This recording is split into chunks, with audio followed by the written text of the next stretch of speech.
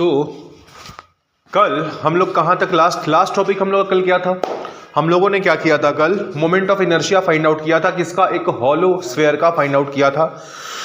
कितना आया था हॉलो स्फीयर का moment of inertia about it's centre of about an axis passing through its centre of mass? Moment of inertia of a hollow sphere about an axis passing through its centre of मास कितना आया था? 3h² वाह, कितना आया था? कितना आया था हॉलो स्फीयर का? कितना आया था? कितना आया था? 3mr²। वाह, 2mr²। हाँ हाँ, वो तो देखने के बाद तो फिर तो क्या सर, एक बार कॉपी दिखा लीजिए फिर तो पूरा छाप देंगे। 2/3mr² आया था हॉलो स्फीयर का about an axis passing through its centre of मास। जिसका मतलब आप लोग नहीं पढ़ के आए हैं। चलिए अगला लिखिए, फाइंड द, अगला लिखिए find the moment of inertia, find the moment of inertia of a solid sphere of uniform mass m, of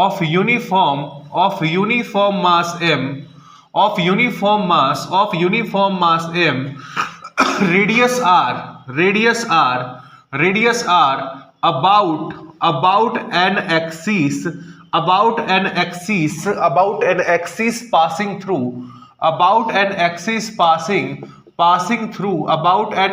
passing through its center of mass।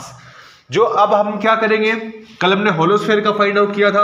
अब हमारे पास जो स्फीयर है वो एक सॉलिड स्फीयर है और इस सॉलिड स्फीयर का मोमेंट ऑफ इनर्शिया हमें फाइंड आउट करना है। कहां के, किस एक्सिस के अबाउट? जो एक्सिस इसके सेंटर ऑफ मास के थ्रू पास कर रही है उस एक्सिस के अबाउट आपको इसका moment of inertia find out करना है।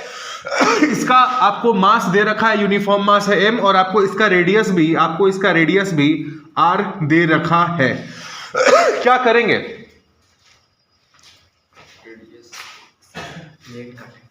हाँ, हम एक काम करते हैं, यहां से इसके सेंटर से r दूरी पर जाते हैं, और r दूरी पर जाकर के हम एक हॉलो स्फीयर कट करते हैं dr थिकनेस का।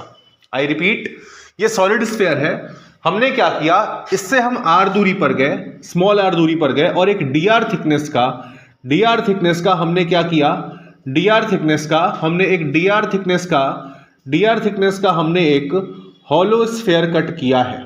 ठीक है, क्या आप इमेजिन कर पा रहे हैं कि अगर बहुत सारे हॉलो स्फीयर्स को हम इंटीग्रेट करते जाएंगे सेंटर से लेकर के सरकमफेरेंस तक, तो आपका क्या ये पूरा सॉलिड स्फीयर बन जाएगा? ठीक है। दूसरी बात ये बताइए कि यहां पर मास का डिस्ट्रीब्यूशन कैसा है? लीनियर डिस्ट्रीब्यूशन है, एरिया डिस्ट्रीब्यूशन है या वॉल्यूमेट्रिक डिस्ट्रीब्यूशन है? मास वॉल्यूम में डिस्ट्रीब्यूट है, तो यहां पर हम कौन सा निकालेंगे, लैम्बडा, सिग्मा या रो निकालेंगे। तो रो निकाल लीजिए। रो क्या होता है आपका? m अपॉन वॉल्यूम भी। मास आपको m पता है, इसका रेडियस आपको r पता है। स्फीयर का वॉल्यूम क्या होता है जिसका रेडियस r आपको पता हो? 4/3 पाई r क्यूब। सही बोल रहा है क्या होता है? स्फीयर का वॉल्यूम, अगर उसका रेडियस r पता हो, उसका क्या होगा वॉल्यूम? क्या होगा? सही बोल रहा है वो, क्या होगा? 4/3 पाई r क्यूब होगा। तो फिर इतना टाइम क्यों लगा आपको? जब तीनों लोग हामी भर दिए तब आप करेक्ट मार रहे हैं। m अपॉन 4/3 पाई r क्यूब हो गया आपका रो निकालने के बाद अगला स्टेप क्या होता था कि जो एलिमेंटल मास हम कट करते थे, जिसको इंटीग्रेट करके हम पूरा स्फीयर बनाते थे, उस एलिमेंटल मास का हम डीएम निकालेंगे। क्या करेंगे? डीएम निकालेंगे। तो डीएम निकालने के लिए यहां किस चीज की आवश्यकता होगी? ये जो आपने हॉलो स्फीयर कट किया है dr थिकनेस का, इसका आपको वॉल्यूम डीवी पता करना पड़ेगा कि नहीं करना पड़ेगा? तो इसका वॉल्यूम, इस हॉलो स्फीयर का वॉल्यूम डीवी कितना हो जाएगा? डीवी कौन बताएगा कितना होगा इसका? इस हॉलो स्फीयर का वॉल्यूम डीवी कितना होगा? इसका आपका रेडियस है स्मॉल r, थिकनेस है dr, बताइए। 4/3 हाँ बता, कितना होगा?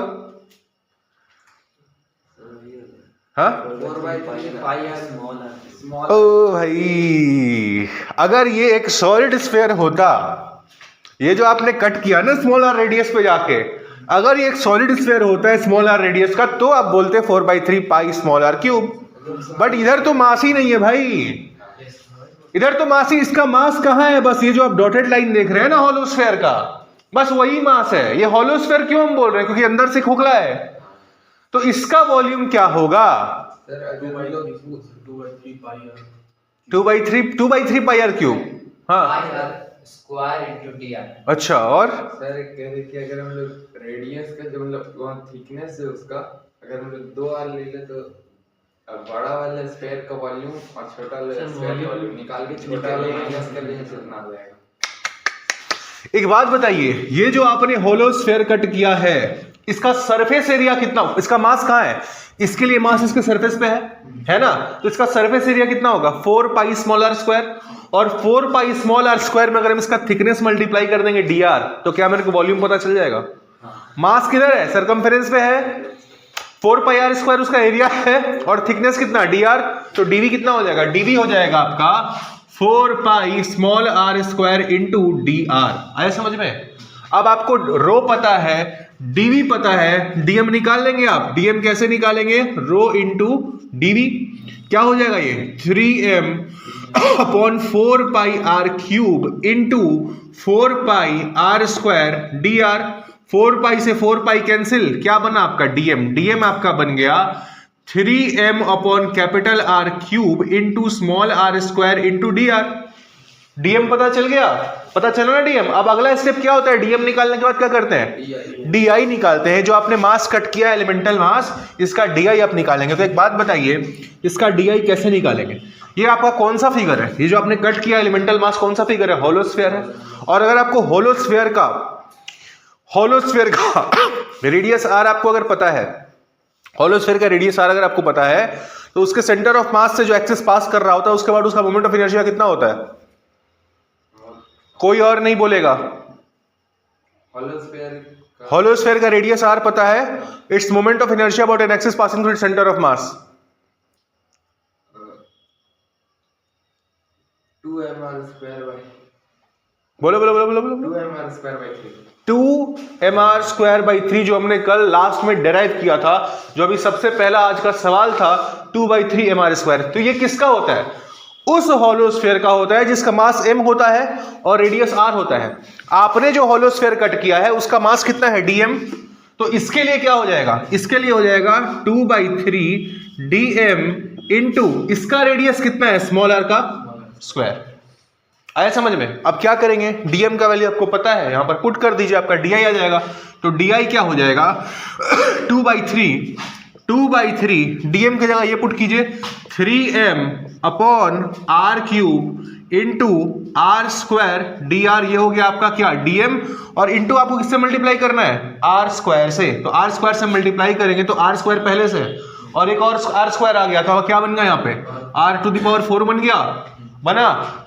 डी आई आपका निकल चुका है। अगला स्टेप क्या होता है? इसको इंटीग्रेट करना। इंटीग्रेट कर दो इसको। इंटीग्रेशन आप करेंगे तो क्या आएगा? आई इज इक्वल टू क्या आ जाएगा आपका? आई इज इक्वल टू जो आपके कांस्टेंट है, आपका 3 से 3 यहां पे कट गया, जो कांस्टेंट है उनको बाहर निकालो, तो 2m/r³ into integration of r⁴ into dr। और लिमिट कहां से कहां होगी? लिमिट हो जाएगा 0 से लेके पूरा 0 से लेकर के r। अगर आप 0 से लेकर के r तक सारे होलो स्फीयर्स को इंटीग्रेट करेंगे तभी तो सॉलिड स्फीयर बनेगा। तो आपका लिमिट हो गया 0 to r। निकाल लीजिए, i क्या हो जाएगा? 2m/r³ और r⁴ dr का इंटीग्रेशन क्या हो जाएगा? r⁵/5।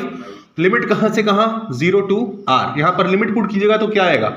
2m अपॉन ये आपका r³ है, 2m/r³ इंटू r⁵/5। r³ यहां पे कैंसिल हो जाएगा, यहां पे कितना बचा? 2r बचा। तो i आपका कितना आ गया? 2/5 mr²। ये किसका है? Moment of inertia of a solid sphere about an axis passing through its centre of मास। कहीं डाउट है तो पूछिए, और डाउट नहीं है तो फिर लिख लीजिए।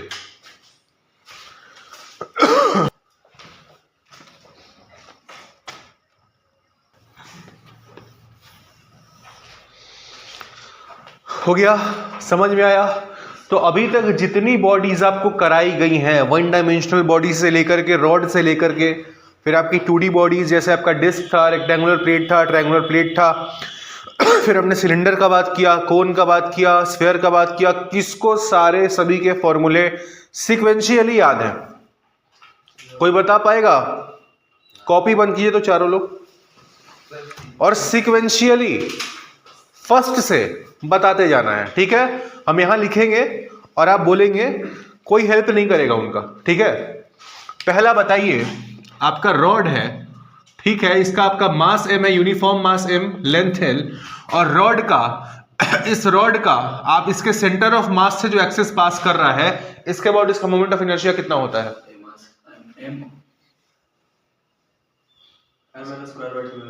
mL²/2l। सही बोल रहा है क्या?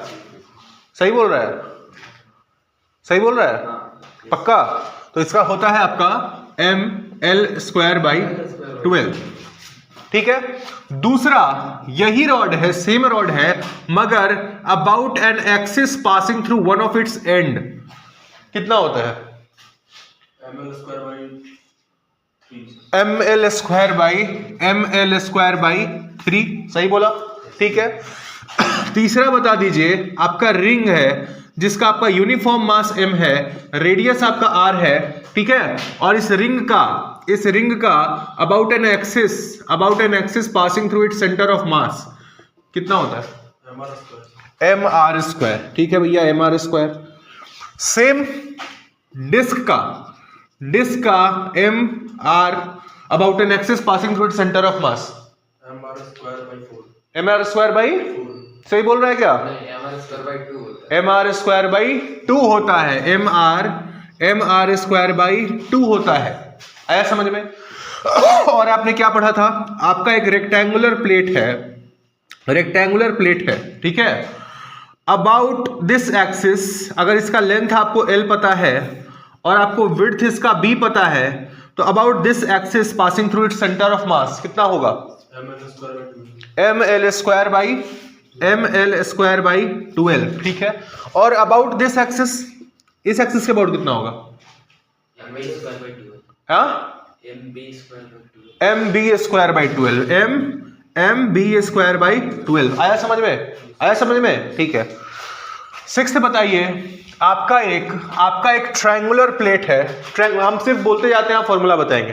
ट्रायंगुलर प्लेट है, ठीक है? Uniform mass m, base radius r, height h, ठीक है? About an axis passing through centre of mass and perpendicular to its base. बता दीजिए। mH²/6। और क्या पढ़े थे हम लोग? Hollow cylinder. आप बताइए। हाँ, mr सही बोल रहे क्या? mr², ठीक है भाई, mr²। सॉलिड सिलेंडर mr²/2, ठीक है?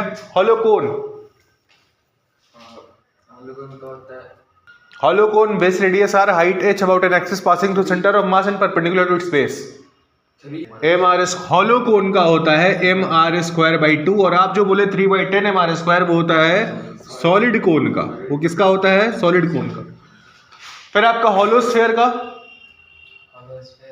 ये सवाल आज ही 3 बार रिपीट हो चुकी है, तीसरा बार हम पूछे भाई, तीसरा बार। जब हम क्लास में घुसे हैं तो घुसते हमने पूछा है हॉलोस्फेयर का, फिर दोबारा आपसे पूछा है हॉलोस्फेयर का, और अभी तिबारा हम पूछ रहे हैं, आप ही से 2 बार पूछे हैं।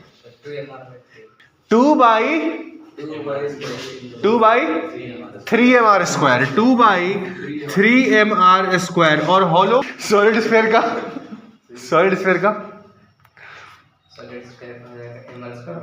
mr²/2 ना, कितना होगा? 2/5 mr²। कैसे होगा विप्लव? ऐसे कैसे होगा?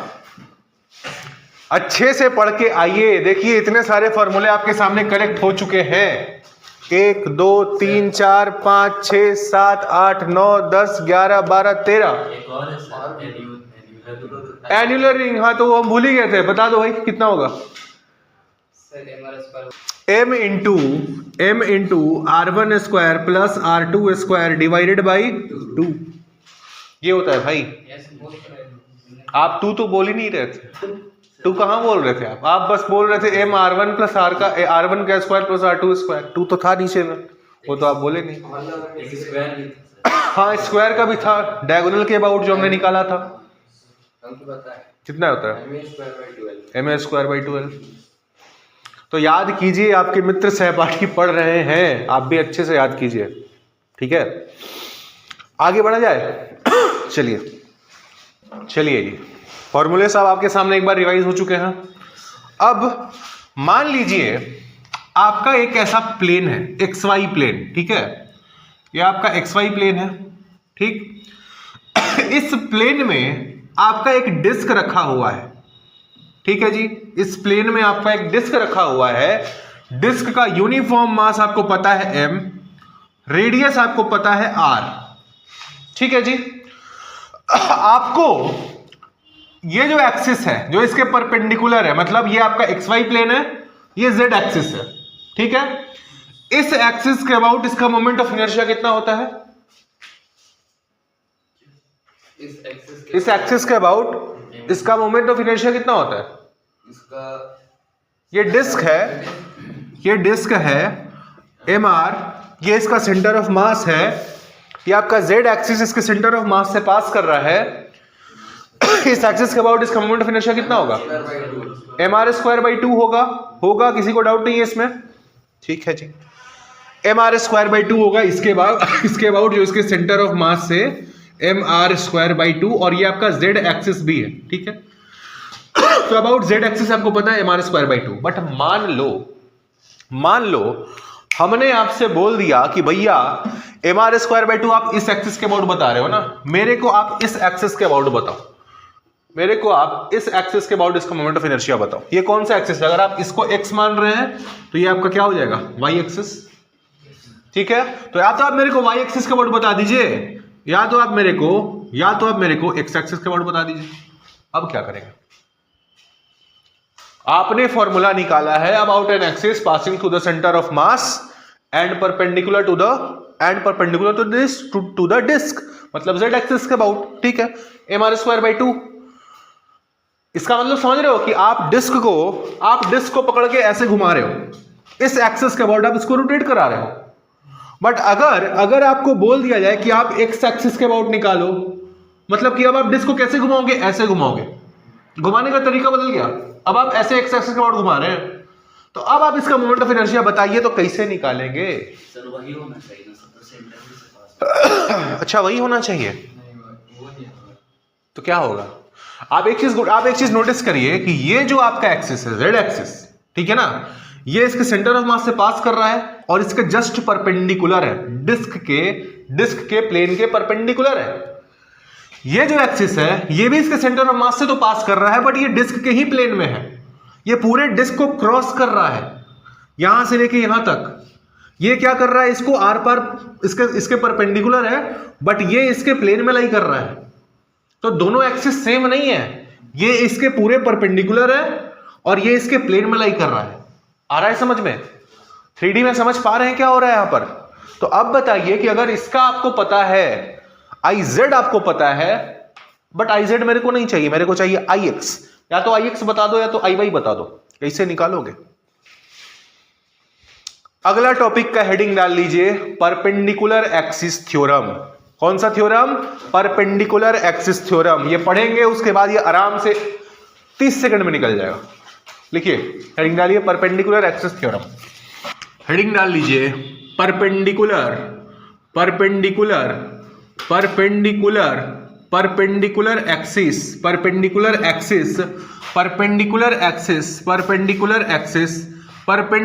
Axis theorem. क्या होता है भैया ये थ्योरम? फिर से वही प्लेन बनाते हैं जो भी हमने बनाया था। मान लीजिए आपका प्लेन है XY प्लेन, ठीक है, ये आपका XY प्लेन है।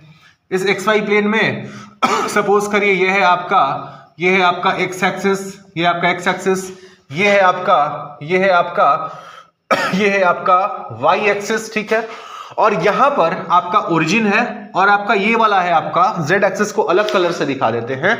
सपोज करिए ये है आपका z एक्सिस जो x और y के क्या है, x और y के परपेंडिकुलर। ये हो गया आपका z एक्सिस, ये वाला हो गया आपका y एक्सिस। ठीक है। मान लो कि यहां पर आपका कोई बॉडी लाई कर रहा है, इधर इस प्लेन में लाई कर रहा है, मतलब ये XY प्लेन में बॉडी है, ठीक है ना, समझ पा रहे हो, ये बॉडी XY प्लेन में लाई कर रहा है। अब अगर मेरे को इसका मोमेंट ऑफ इनर्शिया निकालना होगा, इसका सेंटर ऑफ मास कहां है, बॉडी का सेंटर ऑफ मास मान लीजिए कहीं यहां पर है, ठीक है, बॉडी का सेंटर ऑफ मास कहीं यहां पर है, और मेरे को निकालना है z एक्सिस के अबाउट। तो हम कैसे निकालेंगे? हम मोमेंट ऑफ इनर्शिया जब भी हमें निकालना होता था मोमेंट ऑफ इनर्शिया, तो हम क्या करते थे, मोमेंट ऑफ इनर्शिया निकालने के लिए हम एक डीएम मास कंटिन्यूअस बॉडी के लिए हम क्या करते थे, जिस एक्सिस के अबाउट हमें मोमेंट ऑफ इनर्शिया निकालना होता था, हम उससे r दूरी पर जाकर के एक डीएम मास कट करते थे, और उसके बाद जो आपका फॉर्मूला होता है integration of DM into R square, वो हम लगाते थे, ठीक है। तो यहां पर हमने क्या किया कि मान लीजिए हमने यहां पर एक छोटा सा मास कट कर लिया, डीएम, क्या कट कर लिया, डीएम हमने कट कर लिया, ठीक है।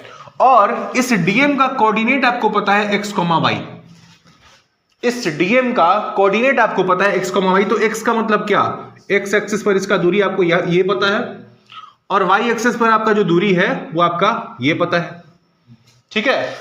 तो अब आपने क्या किया, एक छोटा सा मास कट किया है डीएम, इस डीएम का कोऑर्डिनेट आपको पता है x, y। अगर इस डीएम का मोमेंट ऑफ इनर्शिया हम x एक्सिस के अबाउट निकालने जाएं तो हम क्या लिखेंगे, हम लिखेंगे dix। dix क्यों लिख रहे हैं, क्योंकि डीएम का मोमेंट ऑफ इनर्शिया है, ठीक है। तो हमने लिखा dix, x एक्सिस के अबाउट इसका मोमेंट ऑफ इनर्शिया क्या हो जाएगा, इसका मास dm इंटू x एक्सिस से इसकी दूरी कितनी है, x एक्सिस से कितना दूरी है, y, x एक्सिस से y दूर पे है, y दूरी पे है, तो इसका मोमेंट ऑफ इनर्शिया dx क्या हो जाएगा, dm इंटू वाई स्क्वायर, और इसका moment of inertia y axis के अबाउट कितना हो जाएगा, dm इंटू एक्स का स्क्वायर। क्यों, क्योंकि y एक्सिस से ये कितनी दूरी पर है, x दूरी पर है, तो dix आपको पता चल चुका है, dy पता चल चुका है, ठीक है। मेरे को निकालना किसके अबाउट है, z के अबाउट। तो हमें अगर diz लिखना होगा, तो क्या करेंगे, dm लिखेंगे, और इस मास का dm का z एक्सिस से जो दूरी है उसको निकाल करके उसका स्क्वायर कर देंगे। तो मान लीजिए कि z एक्सिस आपका ये है, यहां से इसका दूरी कितना हो जाएगा, यहां से इसका दूरी मान लेते हैं आपका r, ठीक है। अब ये r कितना होगा, ये आपका दूरी x है, ये आपका दूरी y है, ये आपका 90 डिग्री है, तो r कितना हो जाएगा, under root x square plus Y square. किसी को दिक्कत नहीं होनी चाहिए। तो आपका r यहां से दूरी आ गया, r क्या मतलब perpendicular distance from the z axis, ये कितना है, under root x square plus Y square. तो जब हम dz निकालेंगे तो हम क्या करेंगे, dm इंटू इस r का स्क्वायर, तो r का स्क्वायर मतलब इसका स्क्वायर, तो under root x square plus Y square का x square plus Y square का होल स्क्वायर, dz आ जाएगा मेरे को। तो आपका dz क्या बना, dz बना dm into X square plus Y square, under root हट गया, ठीक है। तो आपका dz क्या बना, dz बना dm इंटू एक्स का square plus dm into Y का स्क्वायर। अब dm इंटू एक्स स्क्वायर क्या है, diy, तो यहां पर हम dm इंटू एक्स स्क्वायर के बदले क्या लिख सकते हैं, diy लिख सकते हैं। तो diz आपका क्या होगा, ये हो गया आपका diy प्लस dix। आया समझ में। अब अगर आप इसको इंटीग्रेट कर दें, तो diz का इंटीग्रेशन क्या देगा, iz is equal to iy plus ix। मतलब कि iz अगर आपको निकालना हो तो ix प्लस iy अगर आप कर दें तो आपको iz पता चल जाएगा। इसी को बोलते हैं हम क्या, परपेंडिकुलर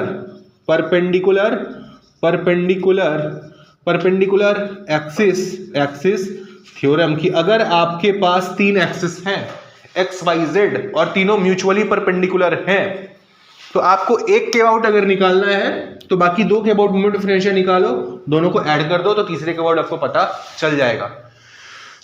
ये हम कब अप्लाई करेंगे, तब अप्लाई करेंगे जब हमारे पास बॉडी होगी, वो कैसी होगी, 2 डायमेंशनल बॉडी होगी। कंडीशंस लिखिए, यहां पर कंडीशन लिखिए, पहला, फॉर फॉर 2D बॉडीज। कहां पर हम अप्लाई करेंगे इसको? 2D बॉडीज के लिए अप्लाई करेंगे। कब अप्लाई करेंगे? when the body lies in xy plane, when the body lies in xy plane and z is perpendicular to xy, z तो xy के परपेंडिकुलर रहेगा ही, तो तब आप इस्तेमाल करेंगे जब आपका बॉडी xy प्लेन में लाई करेगा। तीसरा जो कंडीशन ये होता है कि इसमें जरूरी नहीं है कि आपका एक्स वाई और जेड तीनों में से कोई सा भी एक्सिस के सेंटर ऑफ मास से पास करे, यह आवश्यक नहीं है। इट इज नॉट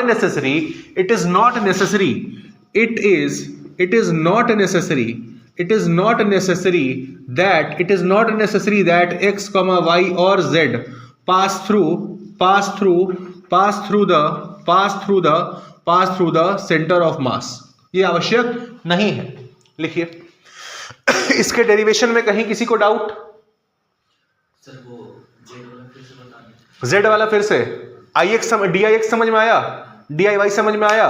तो आपको पता है कि जिस एक्सिस के अबाउट आपको निकालना होता है उसके अबाउट निकालने के लिए आप क्या करते हैं? डीएम मास लेते हैं और उस एक्सिस से परपेंडिकुलर डिस्टेंस निकाल के उसका स्क्वायर कर देते हैं।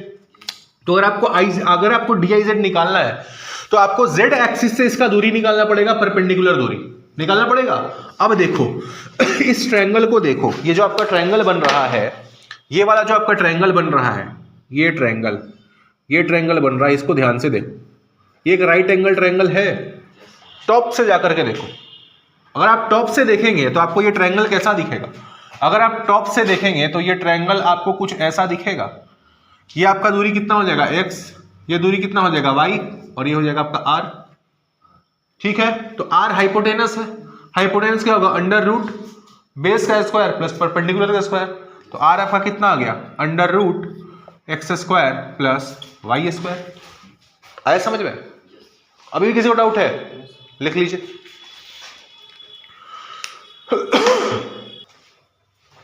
अब आपको ये फॉर्मूला पता है I Z is equal to I X plus I Y, जो हमने क्वेश्चन पूछा था इस थ्योरम को कराने से पहले कि आपका डिस्क रखा हुआ है, ठीक है, उसका जेड एक्सिस के बाद आपको मोमेंट ऑफ इनर्शिया पता है और एक्स के बाद आपको निकालना है। ये बन जाएगा वो? कोशिश करो, तो कोशिश करो, इसको मिटा दे। ठीक है, अभी चलिए जी, सवाल क्या था आपका? सवाल ये था कि आपका ये डिस्क था, ये आपका डिस्क था, डिस्क का आपका रेडियस आपको पता था, डिस्क का रेडियस r, ठीक है जी। ये आपका था एक्स एक्सिस, ये एक्स एक्सिस था, ये आपका था वाई एक्सिस, ठीक है ना, ये आपका वाई एक्सिस था। और आपसे पूछा गया था या तो एक्स के अबाउट बता दो या तो वाई के अबाउट बता दो।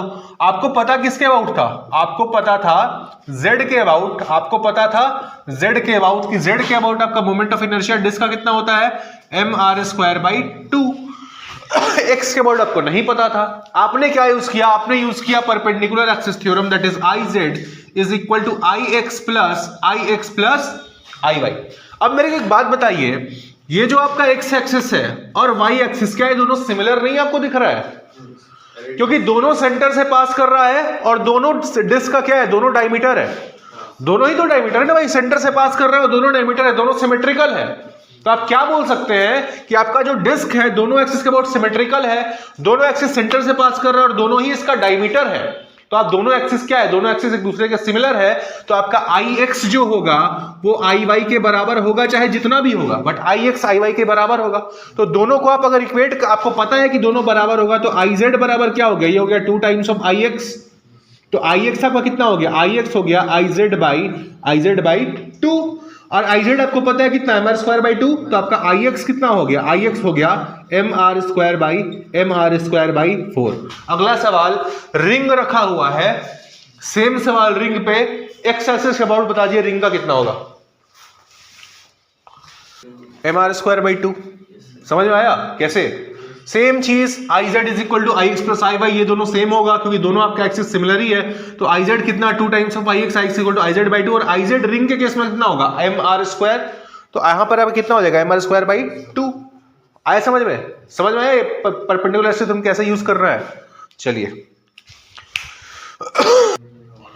सपोज करो ये आपका डिस्क है, XY प्लेन में लाई कर रहा है, ठीक है, ये आपका जेड एक्सिस है, ये आपका z एक्सिस है जो इसके सेंटर ऑफ मास से पास कर रहा है। आपको पता है iz आपको पता है कितना होता है mr²/2 और ix आपने निकाला था अभी, ix और iy ये कितने आए थे mr²/4। ठीक है, यहां तक समझ में आया। अभी क्या है, इसी डिस्क का moment of inertia find out कीजिए एक ऐसे एक्सिस के अबाउट जो इसके एज से पास कर रहा है। हम बना दें, इसको अलग कलर से बना देते हैं। ये एक्सिस इस डिस्क के बिल्कुल टेंजेंट है, ठीक है ना, बिल्कुल टेंजेंट है और z एक्सिस के पैरेलल है। इस डिस्क के टेंजेंट है और z एक्सिस के पैरेलल है। मतलब ये जो आपका एक्सिस है ये भी xy प्लेन के परपेंडिकुलर है। जैसे आपका z एक्सिस परपेंडिकुलर है वैसे ही ये भी परपेंडिकुलर है, इस प्लेन में लाई नहीं कर रहा है। तो इस एक्सिस के बाद आपको moment of inertia find out करना है। बताइए कैसे करेंगे। क्वेश्चन समझ में आया ना सबको।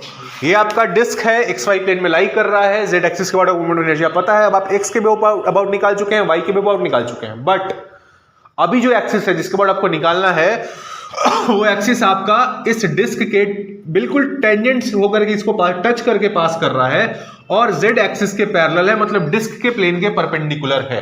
बताइए कितना होगा इसके अबाउट मोमेंट ऑफ इनर्शिया। अच्छा, इसको आप इमेजिन कर पा रहे हैं कि डिस्क कैसे घूम रहा होगा इस एक्सिस के अबाउट।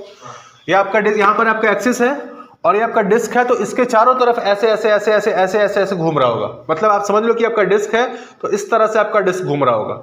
इमेजिन कर पा रहे हैं आप लोग। तो अब आप इस एक्सिस के अबाउट इसका मोमेंट ऑफ इनर्शिया आपको फाइंड आउट करना है।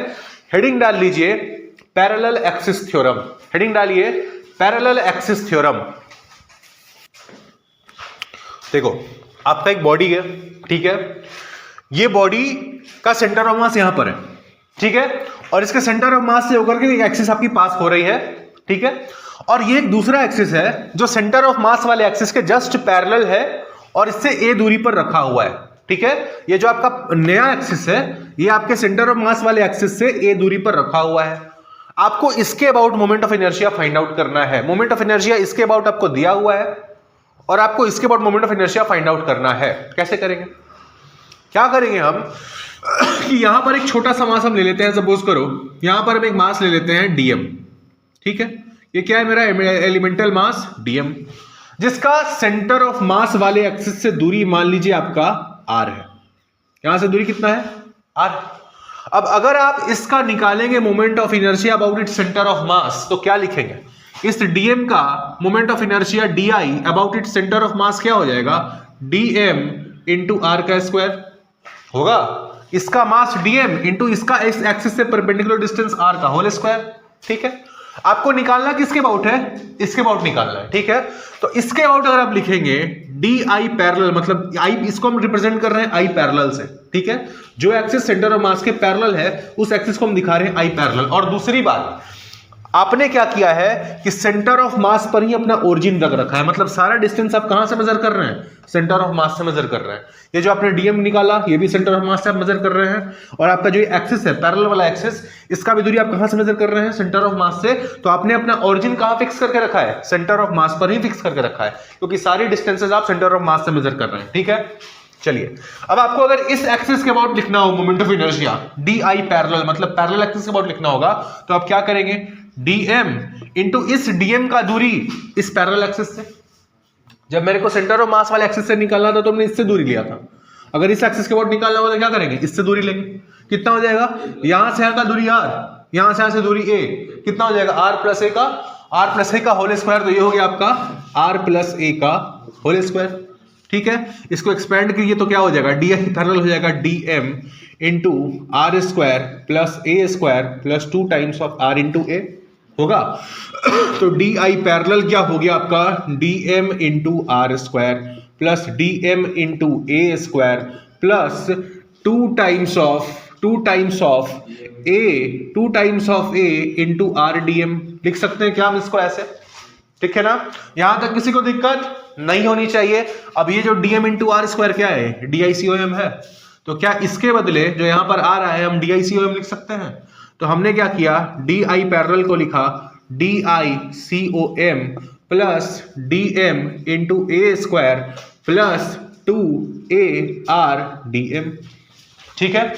अब आपको डी आई पैरेलल निकल चुका है, आई निकालने के लिए क्या करेंगे, इसको इंटीग्रेट कर देंगे, कर दीजिए इंटीग्रेट। तो अगर आप इसको इंटीग्रेट करेंगे तो सारे जगह इंटीग्रेशन होगा, यहां पर भी होगा, यहां पर भी होगा, होगा ना, ठीक है जी।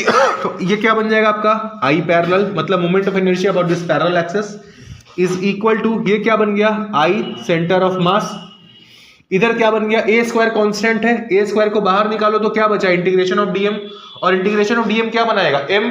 अगर आप डीएम जोड़ देंगे, सबका मास डीएम आप जोड़ेंगे तो क्या बनेगा, टोटल मास एम, ठीक है। तो ये बन गया आपका एम इंटू ए स्क्वायर, इधर क्या बना 2a integration of R DM. अगर ये हमको पता चल जाए, अगर ये पता चल जाए तो आई पैरेलल मेरे को पता चल जाएगा, है ना। यहां तक किसी को डाउट, किसी को डाउट नहीं है, चलो जी।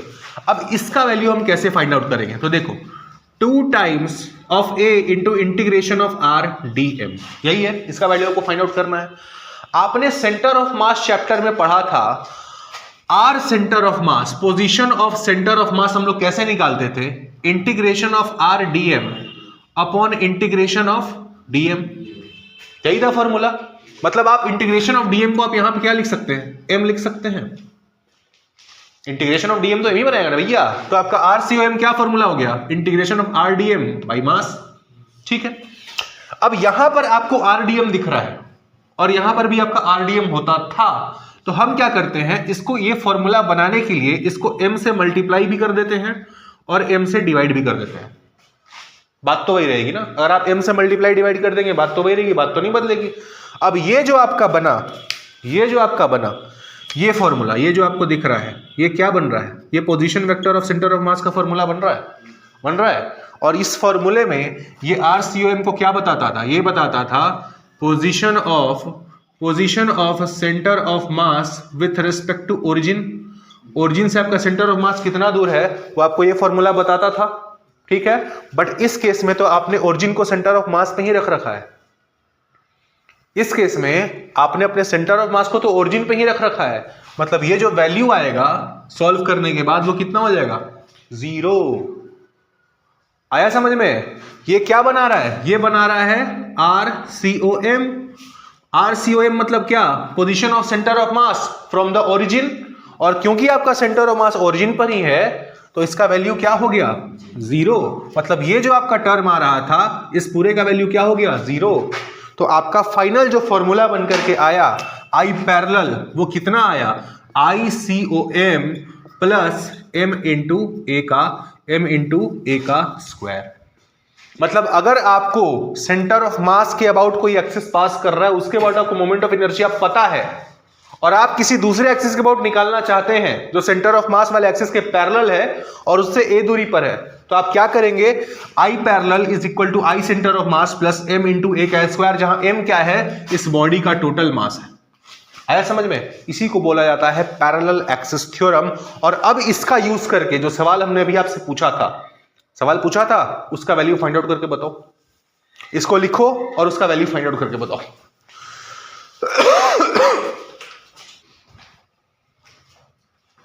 अच्छा जी, इसमें क्या क्या कंडीशन है, कब कब आप इसको लगा सकते हैं, कब कब आप इसको लगा सकते हैं।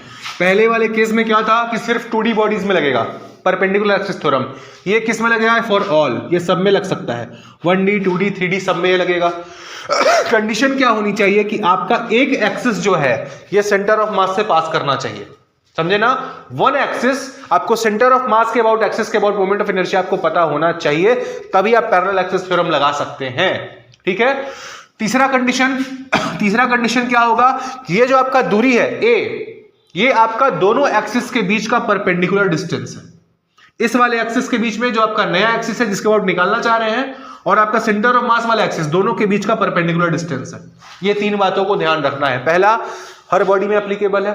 दूसरा, सेंटर ऑफ मास के अबाउट आपको पता होना चाहिए मोमेंट ऑफ इनर्शिया इस थ्योरम को लगाने के लिए। और तीसरा, दोनों एक्सिस के बीच का परपेंडिकुलर डिस्टेंस आपको लेना होगा, ठीक है ना, और कोई दूरी आप नहीं लेंगे। लिखिए, पहले तरीके से बनाए तो 5mr²/4 आया, और दूसरे तरीके से बनाए तो सवाल क्या था आपका, सवाल ये था कि आपका ये डिस्क था, ये आपका डिस्क था, इस डिस्क का आपका रेडियस आपको r पता था, और जो एक्सिस इसके सेंटर ऑफ मास से पास कर रही थी और इसके परपेंडिकुलर थी इसके प्लेन के, उस एक्सिस के अबाउट, सेंटर ऑफ मास के अबाउट आपको मोमेंट ऑफ इनर्शिया पता था, बट आपसे पूछा उसके अबाउट नहीं गया था, आपसे पूछा गया था ऐसे एक्सिस के अबाउट जो कि इस एक्सिस के पैरेलल थी।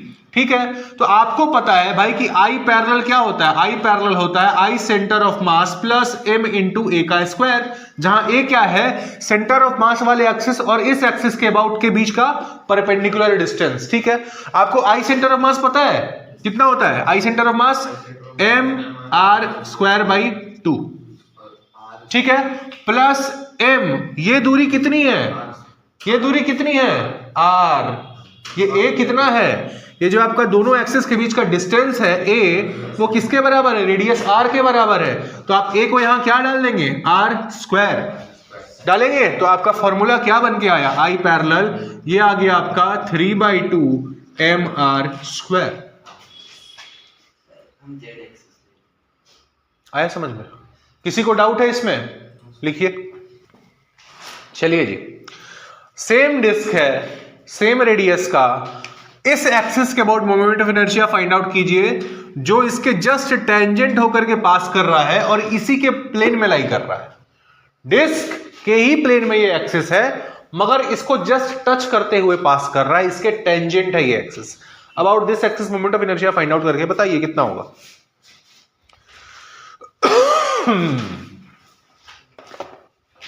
दोनों क्वेश्चन में डिफरेंस क्या? हाँ, ये भी तो समझना जरूरी है भाई। अगर आपको दोनों सवाल सेम लग रहा है तो गंभीर चिंता की विषय है आपके लिए। पिछले वाले सवाल में जो आपका एक्सिस था वो इस डिस्क के परपेंडिकुलर था। अगर आपका मान लीजिए कोई गोल चीज है आपके पास, कुछ भी कड़ा वड़ा कुछ भी ऐसा रखे हैं आप, किसी के पास है, नहीं है, अच्छा ठीक है, अगर नहीं है मान लीजिए कि ये आपका डिस्क है, ठीक है। पिछले वाले सवाल में आपका इस एक्सिस के अबाउट पूछा गया था,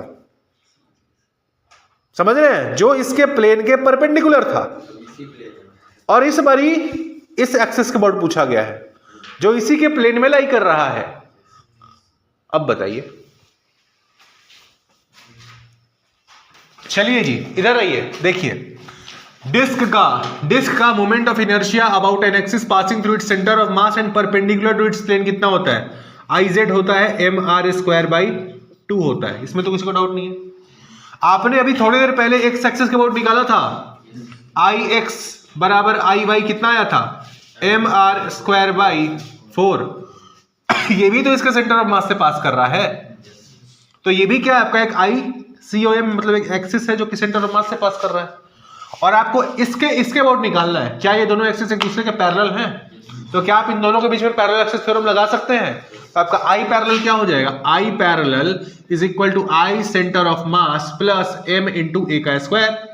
तो I पैरेलल क्या हो गया, I सेंटर ऑफ मास मतलब इस एक्सिस के अबाउट Ix के बाद कितना होता है, mr स्क्वायर बाई 4, तो mr square by 4 plus m, और इन दोनों एक्सिस के बीच का दूरी कितना है, r। तो यहां पर डाल दीजिए आपका r का स्क्वायर कितना हो गया, I पैरेलल ये हो गया आपका 5mr स्क्वायर बाई 4, जो कि सही आंसर था। आया समझ में, लिखिए। हो गया। एक लास्ट क्वेश्चन बता दीजिए, आज का लास्ट क्वेश्चन ये है आपका एक सॉलिड स्फीयर, ये आपका सॉलिड स्फीयर है। Find the moment of inertia about an axis, ये वाला एक्सिस जो इसको जस्ट टच करके पास कर रहा है। Find the moment of inertia about an axis which is tangent to the solid sphere. Solid sphere का आपको मास पता है m और आपका रेडियस पता है r, बता दीजिए। सर ये किसके पैरेलल, मतलब रेगुलर की उसी एक्सिस में लाई कर, ये अगर आपका स्फीयर है, एक बॉल है, कोई सा भी बॉल है, तो बॉल को जस्ट टच करके पास कर रहा है, ठीक है ना, जस्ट टच करके पास कर रहा है। बताओ सर फॉलो या सॉलिड, हाँ, सॉलिड है, सॉलिड स्फीयर, ये आपका सॉलिड स्फीयर है, सॉलिड स्फीयर। बताइए 7r स्क्वायर बाई 5, ठीक है। देखो भाई, आपको पूछा गया है इस एक्सिस के अबाउट पूछा गया है जिसके बारे में हमें नहीं पता। हमें किसके बारे में पता है? हमें पता है उस एक्सिस के अबाउट जो इसके सेंटर ऑफ मास से पास कर रही होती है। हमें पता है ना centre about moment of inertia of a solid sphere about an axis passing through centre of मास कितना होता है? 2/5 mr² होता है about an axis passing through its centre of मास। हमें पूछा गया है एक ऐसे एक्सिस के अबाउट जो इसके पैरेलल है और इस आपको स्फीयर को जस्ट टच करके पास कर रहा है। सेम फॉर्मूला लगाएंगे, I parallel is equal to ICOM plus ma²। क्या करेंगे यहां पर? हम यहां पर डालेंगे ICOM के मतलब आप लिख देंगे क्या? 2/5 mr² प्लस m। इन दोनों एक्सिस के बीच का डिस्टेंस कितना है? r, रेडियस r के बराबर। तो r का स्क्वायर कितना हो जाएगा? ये 7 mr²/5 आया समझ में? तो आज जो कुछ भी आपको पढ़ाया गया, दो ही चीज तो आज आपको पढ़ाया गया। सबसे पहले हमने क्या किया था? एक सॉलिड स्फीयर के लिए moment of inertia find out किया था। फिर हमने पढ़ा परपेंडिकुलर एक्सिस थ्योरम, साथ में ये भी पढ़ा कि किन किन कंडीशन से परपेंडिकुलर एक्सिस थ्योरम लगेगा। कब लगेगा? जब आपका बॉडी 2D बॉडी होगा, ठीक है, और आपका बॉडी जो किस प्लेन में लाई करेगा? XY प्लेन में लाई करेगा, तो आप z एक्सिस के अबाउट निकाल सकते हैं।